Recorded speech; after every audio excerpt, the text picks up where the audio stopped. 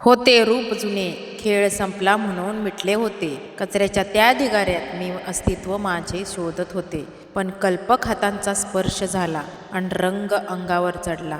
टोचल्या सुया, पडली छिद्रे, पण नवजीवनाचा मार्ग सापडला. काल जी रंग उडवत होती, आज तीच हिरवाई जपत आहे.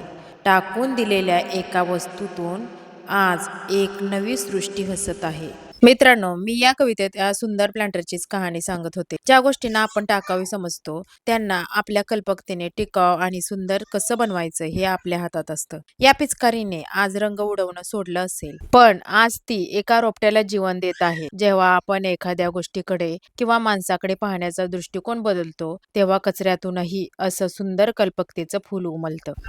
तुका म्हणे एका बीजा केला नाश, मग भोगिले कसर बहु असं.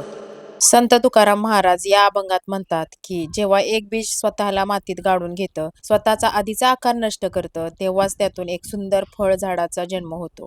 काहीसं असंच या पिचकारीच्या बाबतीतही घडलंय. होळीचा सण संपला की ज्या पिचकारीचं अस्तित्व संपलं असं आपल्याला वाटतं, जिला आपण अडगळीत किंवा कचऱ्यात टाकून देतो, तिला आज आपण एक नवं रूप दिलं. तिला छिद्र पाडताना, तिला नवा रंग देताना जुनं रूप नक्कीच बदललं, पण आज ती एका नव्या रूपाने, एका हँगिंग प्लॅन्टरच्या स्वरूपात निसर्गाला स्वतःमध्ये फुलवण्यासाठी सज्ज झाली आहे. आपल्या आयुष्याचंही असंच असतं. कधी कधी परिस्थिती आपल्याला बदलते, आपल्याला त्रास होतो, पण तीच परिस्थिती आपल्याला अधिक सुंदर बनवण्यासाठी आणि आपल्यात नवं काहीतरी शोधण्यासाठी, स्वतःला ओळख व नवी निर्मिती करण्यासाठी येत असते.